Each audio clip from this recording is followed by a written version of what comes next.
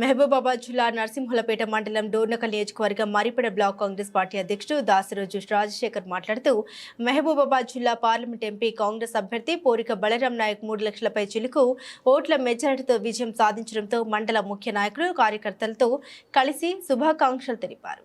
ఈ రోజు విడుదల వారిగా జరిగినటువంటి పార్లమెంట్ దేశంలో జరిగినటువంటి పార్లమెంట్ ఎలక్షన్ లో మనం ముఖ్యంగా మన మహిబాద్ పార్లమెంట్ నియోజకవర్గంలో బలరాం నాయక్ గారు అత్యధిక మెజార్టీతో గెలవడం మా నర్సులపేట మండల పార్టీ తరఫున పక్షాన శుభాకాంక్షలు తెలుపుతున్నాం. గతం ఎన్నడూ లేని విధంగా 3 లక్షల పై చీలిక ఓట్లతో గెలవడం అనేది చాలా సంతోషకరమైన విజయం.